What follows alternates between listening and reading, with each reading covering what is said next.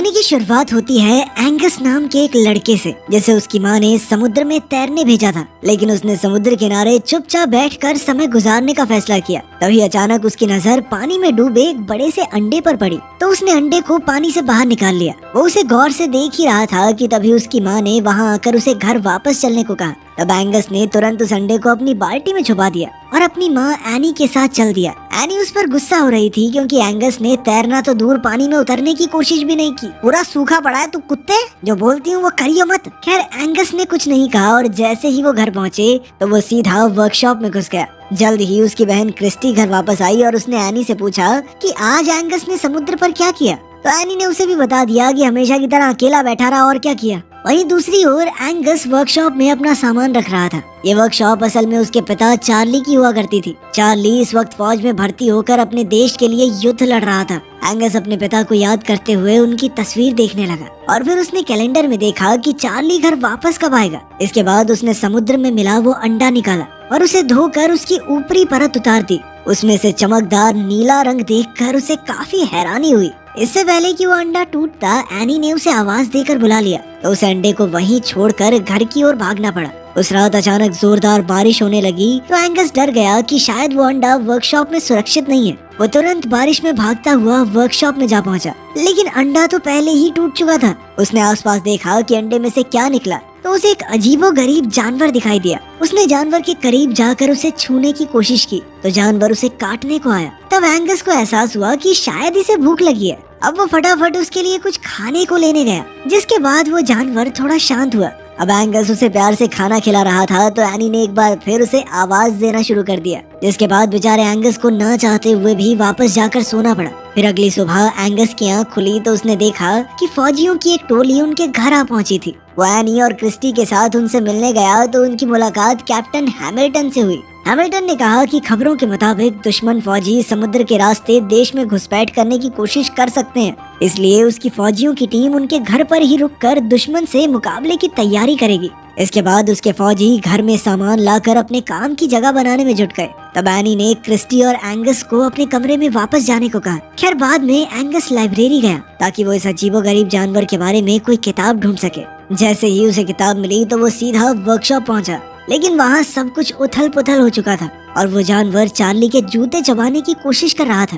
Angus समझ गया कि उसे भूख लगी है, इसीलिए वो किचन में खाना लेने गया, लेकिन वहाँ उसे फौजियों के बावर्ची सार्जेंट स्ट्रंक ने रोक दिया और कहा कि उसे यहाँ आने की इजाजत नहीं है। एंगस ने कहा उसे थोड़ा खाना चाहिए, लेकिन स्ट्रंक ने उस पर ध्यान नहीं दिया। फिर एंगस ने उससे पूछा कि क्या वो किचन का कूड़ा फेंकने जा सकता है। ये सुनकर श्रंक तुरंत राजी हो गया और फिर एंगस ने अपने नए दोस्त को रसोई का बचा खुचा सारा खाना खिला दिया। उसे खाते हुए देखकर एंगस को बेहद खुशी हुई और उसने इस जानवर का नाम क्रूसो रखा। इसके बाद उसने इस जानवर के बारे में पढ़ना शुरू किया, लेकिन उसे कोई खास जानकारी नहीं मिल पाई। कुछ ही देर में क्रूसो सारा खाना चट कर गया तो एंगस ने कूड़ेदान को पानी से भर दिया ताकि क्रूसो उसमें मजे से तैर सके। वहीं दूसरी ओर हैमिल्टन अपने आदमियों को दुश्मनों के हमले के लिए तैयार कर रहा था। वो चाहता था कि वो हर पल हमले का सामना करने के लिए तैयार रहें। उधर एंगस क्रूसो को वर्कशॉप में अकेला छोड़कर वापस आ गया ताकि एनी को उस पर शक न हो जाए। लेकिन बाद में हम देखते हैं कि लुइस नाम का एक आदमी इस शहर में आया। फिर वो एनी से मिलने पहुंचा जो उस वक्त वर्कशॉप में थी।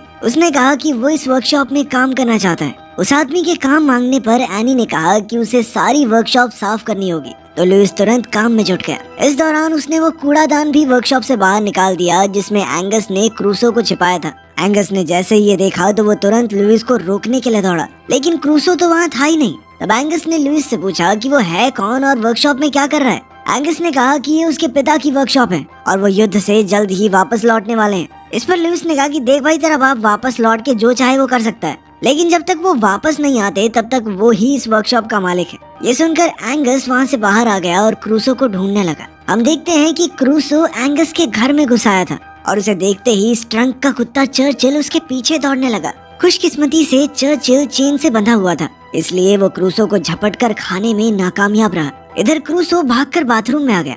उसी पल क्रिस्टी बाथरूम में घुसी तो वो जोर से चिल्ला पड़ी और भागकर सीढ़ियों में आई। उसकी चीखें सुनकर एंगस तुरंत समझ गया कि क्रिस्टी ने क्रूसो को देख लिया है, इसलिए उसने क्रिस्टी को शांत किया और उसे समझाया कि क्रूसो उसका पेट है जो उसे समुद्र किनारे मिले एक अंडे से निकला है। क्रिस्टी तो अब भी बुरी तरह डरी हुई थी, मगर एंगस ने उससे वादा लिया कि वो एनी को ना बताए, क्योंकि क्रूसो किसी को नुकसान नहीं पहुंचाता। वहीं दूसरी ओर एनी वर्कशॉप में लुइस से मिलने आई। वो अपने साथ अपने पति के कुछ कपड़े लाई थी जो उसने लुइस को दिए। ये देखकर लुइस ने पूछा कि क्या चार्ली वापस नहीं लौटेगा। इस पर एनी ने भारी मन से कहा कि वो कभी वापस नहीं आएगा। इस पर लुइस ने पूछा कि एंगस तो मुझे कह रहा था कि उसके पिता वापस आने वाले हैं युद्ध से। जिस पर एनी ने जवाब दिया कि एंगस अभी बच्चा है। सच तो ये था कि जहाज समुद्र में डूबने की वजह से चार्ली की मौत हो गई थी। खैर फिर उसने लुइस से बाथरूम में हो रही लीकेज को ठीक करने में मदद मांगी। लुइस उसे ठीक करने के लिए घर में आया तो हम देखते हैं कि ये वही बाथरूम था जिसमें एंगस और क्रिस्टी ने क्रूसो को छिपा रखा था। जैसे ही लुइस ने दरवाजा खटखटाया तो उन्होंने उसे अंदर आने से रोकने की कोशिश की, मगर काफी देर बाद भी जब वो बाहर नहीं आए तो लुइस ने कहा कि वो एनी से उनकी शिकायत करेगा। आखिरकार क्रिस्टी ने मजबूरन दरवाजा खोला। लुइस ने अंदर आकर कहा कि वो लीकेज ठीक करने आया है, पर तभी अचानक उसकी नजर क्रूसो पर पड़ी तो वो बुरी तरह डर गया। उसने घबराकर पूछा कि ये क्या है, तो एंगस ने उसे क्रूसो की पूरी कहानी सुनाई। लुइस ने हैरानी से उसे देखते हुए छूने की कोशिश की तो अचानक क्रूसो उसे काटने को आया। खैर फिर लुइस ने कहा कि क्रूसो बिल्कुल एक समुद्री घोड़े की तरह दिखता है। समुद्री घोड़ा दुनिया में सबसे दुर्लभ जानवरों में से एक है। कहा जाता है कि धरती पर एक वक्त पर सिर्फ एक ही समुद्री घोड़ा होता है। एक समुद्री घोड़े के मर जाने के बाद एक नया अंडा टूटता है जिसमें से नया घोड़ा फिर से जन्म लेगा। फिर लुइस ने उन्हें समुद्री घोड़े की जादुई शक्तियों के बारे में बताया, पर तभी अचानक एनी ने दरवाजा खटखटाया। अब एंगस ने क्रूसो को छिपाने में लुइस की मदद मांगी, क्योंकि एनी कभी उसे घर में रखने की इजाजत नहीं देगी। जिसके बाद लुइस उसकी मदद करने को राजी हो गया। फिर जैसे ही एनी अंदर आई तो उसे क्रूसो दिखाई नहीं दिया। हालांकि क्रूसो झांक कर बाहर देख रहा था, मगर लुइस ने जैसे तैसे मामला संभाल लिया। इसके बाद एनी बाहर आई तो उसकी मुलाकात हैमिल्टन से हुई। उसने एनी को फौजियों के होने वाले डिनर में शामिल होने का न्योता दिया। बाद में उस रात लुइस ने एंगस से कहा कि उन्हें क्रूसो को वापस समुद्र में छोड़ आना चाहिए, क्योंकि वही उसका असली घर है। लेकिन एंगस इसके लिए हरगिज राजी नहीं था। उसने कहा कि क्रूसो की असली जगह सिर्फ मेरे साथ ही है। जल्द ही घर पर फौजियों का डिनर शुरू हो गया। तब एंगस को क्रूसो को बाथरूम में छोड़कर किसी काम से जाना पड़ा और वो गलती से दरवाजा बंद करना भूल गया। मौके का फायदा उठाकर क्रूसो एक बार फिर से भाग निकला। उधर स्ट्रंग के कुत्ते चर्चिल को क्रूसो की सुगंध आ गई तो वो पागलों की तरह उसे ढूंढने लगा। जैसे ही उसे क्रूसो दिखाई दिया तो वो पूरे घर में उसका पीछा करने लगा। इसी दौरान वो डिनर टेबल पर चढ़ गए और सारा डिनर बर्बाद हो गया। हालांकि बाकी सबको सिर्फ चर्चिल ही दिखाई दिया। बेचारे चर्चिल की बढ़िया कुटाई होगी आज। इधर क्रूसो दौड़कर सीधा बाहर के फवारे में कूद गया, जहां उसे खाने को कई मछलियां भी मिल गई। उधर एंगस चारों तरफ क्रूसो को ढूंढ रहा था। तभी लुइस ने उसे घर वापस जाने को कहा, क्योंकि डाइनिंग टेबल पर जो हुआ उस वजह से एनी काफी परेशान थी। लुइस ने उसे भरोसा दिलाया कि वो क्रूसो को ढूंढकर सही सलामत घर वापस ले आएगा। तब एंगस वापस घर चला गया और काफी ढूंढने के बाद लुइस को फवारे के पास क्रूसो मिल गया, लेकिन अब वो पहले से काफी बड़ा हो चुका था। लुइस तुरंत एंगस को बुलाकर लाया और जब एंगस ने क्रूसो को देखा तो वो भी समझ गया कि अब क्रूसो को वापस समुद्र में छोड़कर आने का समय आ चुका है। फिर उन्होंने क्रूसो को ट्रक के पीछे डाला और समुद्र की ओर निकल पड़े। खैर जल्द ही वो समुद्र किनारे पहुंच गए और आखिरकार उन्होंने क्रूसो को पानी में छोड़ दिया। क्रूसो से जुदा होकर एंगस बेहद उदास था, मगर उसके पास दूसरा कोई चारा भी तो नहीं था, इसीलिए उसने क्रूसो को जाने देने का फैसला किया। फिर अगले दिन हम जिमी नाम के एक आदमी को देखते हैं जो अपने दोस्त ह्यू के साथ समुद्र में मछली पकड़ने गया था। अचानक ह्यू को लगा कि उनकी तार में कोई बड़ी मछली फंसी है, पर जैसे ही उन्होंने तार खींची तो उनकी कश्ती पानी में धंसने लगी। तभी अचानक भारी भरकम क्रूसो उनके सामने आ गया, जिसे देखते ही उन दोनों के होश उड़ गए। लेकिन ह्यू अब भी इस जानवर को पकड़ना चाहता था, क्योंकि इसके बदले में वो लाखों रुपए कमाकर माला माल हो सकते थे। जिमी इससे सहमत नहीं था और इधर क्रूसो उन्हें घसीटकर किनारे से दूर ले जाने लगा। आखिरकार जिमी ने तार काटकर अपनी जान बचाई और तब उन्होंने एक बार फिर क्रूसो को देखा। उन्हें अपनी आंखों पर यकीन ही नहीं हो रहा था, क्योंकि ऐसे अजीबोगरीब जानवर को ना तो उन्होंने कभी देखा ना उसके बारे में कुछ सुना। वहीं दूसरी ओर हैमिल्टन ने एंगस से कहा कि उसकी मां चाहती है कि वो अभी से फौज में भर्ती होने की ट्रेनिंग शुरू कर दे, जिसके बाद एंगस फौजियों की उनके काम में मदद करने लगा। लेकिन कुछ ही दिनों में वो इस सब से बोर हो गया। एक दिन वो कैप्टन हैमिल्टन से आंख बचाकर समुद्र की ओर भाग गया। उसने क्रूसो को बहुत आवाजें दी, मगर वो कहीं दिखाई नहीं दिया। तब वो एक कश्ती में बैठकर खुद उसे ढूंढने निकल पड़ा। कुछ ही देर में क्रूसो पानी से निकलकर उसके सामने आया और उसका इतना बड़ा रूप देखकर एंगस हैरान रह गया। इसके बाद वो कूदकर अपने इस खास दोस्त की पीठ पर बैठ गया। हालांकि वो काफी ज्यादा डरा हुआ था, पर क्रूसो ने उसे समुद्र की सैर करवाई, जिसमें उसे बहुत मजा आया। जब क्रूसो एंगस को किनारे पर वापस छोड़ने आया तो उस वक्त स्ट्रंक का कुत्ता चर्चिल भी वहाँ मौजूद था और उसे क्रूसो की सुगंध आ गई। स्ट्रंक भी चर्चिल के साथ ही था, इसलिए जब चर्चिल किनारे की ओर भागा तो वो भी वहाँ पहुँच गया।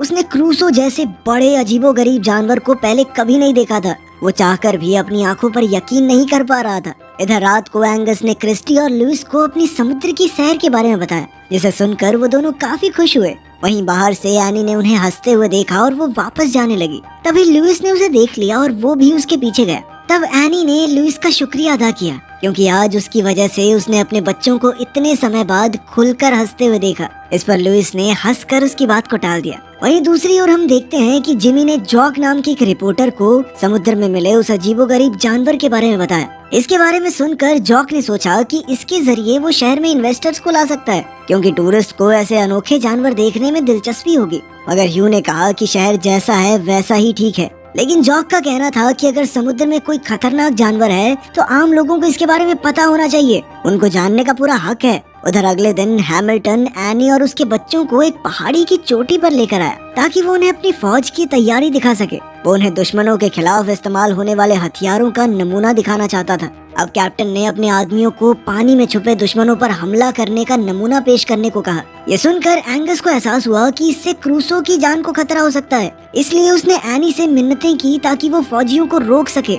एनी को समझ नहीं आ रहा था कि वो क्या कह रहा है और उसने एंगस को चुपचाप खड़े रहने को कहा। तब क्रिस्टी ने एनी से कहा कि एंगस सच कह रहा है, मगर एनी ने उसकी बात भी नहीं मानी। इधर फौजियों ने पानी में हमला करना शुरू कर दिया और उधर क्रूसो बुरी तरह डर गया। वो बहुत मुश्किल से इन जानलेवा हमलों से बचने की कोशिश कर रहा था। उधर जिमी और जॉक आज क्रूसो की तस्वीर लेने के लिए समुद्र किनारे पहुंचे हुए थे, मगर वो क्रूसो की एक भी झलक ना पा सके।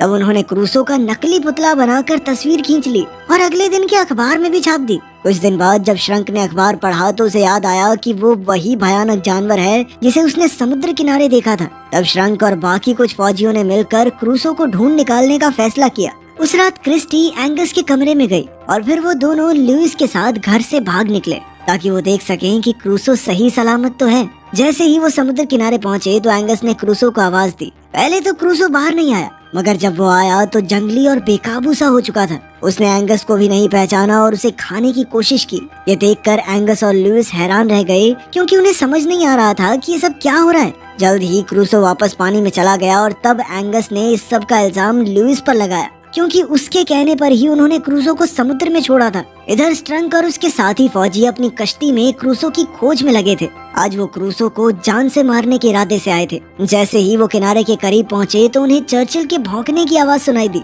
स्ट्रंक समझ गया कि जरूर चर्चिल ने कुछ देखा है, इसीलिए उसने कश्ती को आवाज की दिशा में ले जाने का आदेश दिया। पर तभी अचानक क्रूसो चर्चिल को जिंदा चबा गया और एक बार फिर चारों ओर शांति हो गई। फौजियों को समझ नहीं आया कि ये क्या हो रहा है और उन्होंने उस दिशा में गोलियां चला दी। और तभी अचानक क्रूसो ने उनकी बोट को टक्कर मारकर उन सबको पानी में गिरा दिया। वहीं दूसरी ओर जब हैमिल्टन को समुद्र में हो रही गोलीबारी की खबर मिली तो उसे लगा कि दुश्मनों ने उन पर हमला कर दिया है। उसने तुरंत सभी फौजियों को दुश्मनों पर जवाबी हमला करने का हुक्म दिया। फिर उसने एनी को बच्चों के साथ घर में छुपने को कहा। तभी एनी ने क्रिस्टी को देखा और उससे पूछा कि एंगस कहाँ है। क्रिस्टी ने कहा कि वो घर में नहीं है। ये सुनकर एनी काफी घबरा गई और उसने कहा कि वो एंगस को युद्ध जैसे हालातों में यूं ही अकेला नहीं छोड़ सकती, इसीलिए वो भी जिद करके हैमिल्टन के साथ समुद्र की ओर निकल पड़ी। हैमिल्टन ने उसे समझाने की काफी कोशिश की, मगर एनी मानने को राजी ही नहीं थी, इसीलिए उसे एनी को अपने साथ ले जाना पड़ा। उधर समुद्र में क्रूसो एकदम बेकाबू हो चुका था और उसने स्ट्रंक को अपने मुंह में पकड़कर उठा लिया। तभी एंगस ऐन वक्त पर वहां पहुंचा और उसने क्रूसो को रोकने की कोशिश की,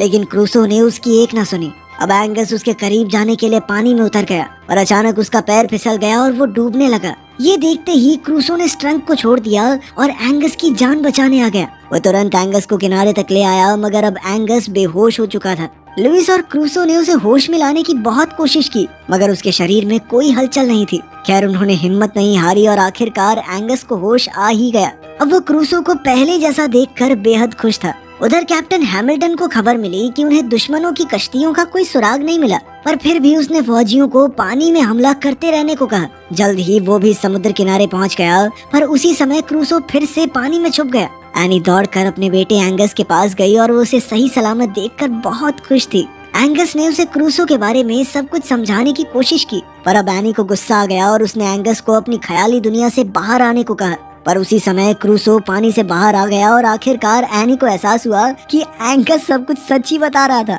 हैमिल्टन भी इतने विशालकाय जानवर को देखकर हक्का बक्का रह गया, लेकिन तभी अचानक हैमिल्टन के हुक्म के मुताबिक फौजियों ने पानी में हमला शुरू कर दिया। तो एंगस क्रूसो की पीठ पर बैठ गया ताकि वो उसे रास्ता दिखाकर फौजियों से दूर ले जा सके। ये देखकर एनी बुरी तरह घबरा गई और उसने हैमिल्टन को इसी समय हमला रोकने को कहा। हैमिल्टन ने अपने फौजियों से बात करने की कोशिश की, मगर रेडियोज ने काम करना बंद कर दिया था। अब हैमिल्टन, लुइस और एनी तीनों एक कश्ती में बैठकर खुद एंगस के पीछे गए। उधर एंगस की मदद से क्रूसो फौजियों के हमले से बच रहा था, पर जैसे ही वो उनकी पहुंच से दूर जाने वाला था तो फौजियों ने पानी में बिछाया एक जाल खोल दिया जो उन्होंने दुश्मनों के लिए बिछाया हुआ था। बदकिस्मती से क्रूसो समय पर जाल को पार नहीं कर पाया। इधर हैमिल्टन की कश्ती क्रूसो के पास पहुंची और लुइस ने एंगस को कश्ती में कूदने को कहा। तब एंगस ने क्रूसो से जुदा होने से पहले कहा कि वो उसका सबसे खास दोस्त है और वो उसे हमेशा याद रखेगा। इसके बाद वो पानी में कूदकर वापस कश्ती में चढ़ गया। इधर क्रूसो पानी में घुसा और फिर एक जबरदस्त छलांग के साथ सीधा जाल को पार कर गया। ये देखकर एंगस और उसके बाकी साथी खुशी से झूम उठे, क्योंकि अब क्रूसो फौजियों के हमले से दूर होकर सुरक्षित था।